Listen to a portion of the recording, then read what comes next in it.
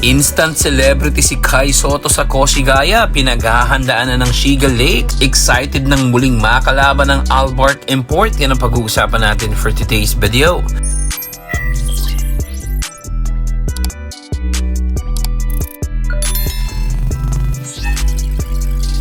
Di na maawat ang kasikatan ng ating batang si Kai Sotto sa Koshigaya.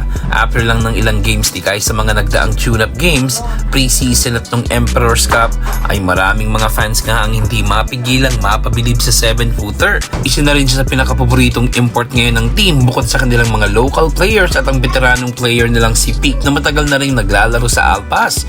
Bukod dito ay kabi-kabilang interviews din ang ginagawa niya sa mga local TV channels ng syudad at ang latest nga ay ang exclusive interview nito sa isang news station.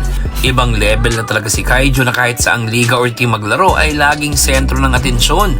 Bukod din dyan ay sobrang busy na ng buong team ngayon bilang paghahanda sa nalalapit nilang laban kontra sa team ng Shiga Lakes na gaganapin sa September 28. Parte pa ito ng pre-season game at ito ang huling game nila bago ang regular season game na magsisimula sa October 5. Excited ng muling makaharap ng ibang mga imports ng Albart Tokyo ang ating kababayan na nag-effort pa dating hintayin si Kaijo after the game para lamang makapagpa-picture sa kanya.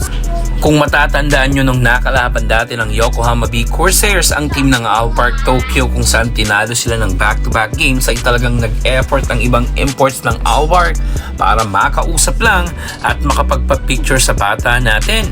Hindi mananalo ay paniguradong nakuha naman ni Kaya ang respeto ng mga ito. With his new team Koshigaya Alpas ay makikita natin kung paano ba ma-handle ni Kaya ang tatlong bigating imports na ito ng Albart. Ang isang import din ng Albart ay kasama ng kakampi ni Kaya na si Team Suarez sa Brazil Men's National Basketball Team kaya medyo may reunion na magaganap sa opening game na yon.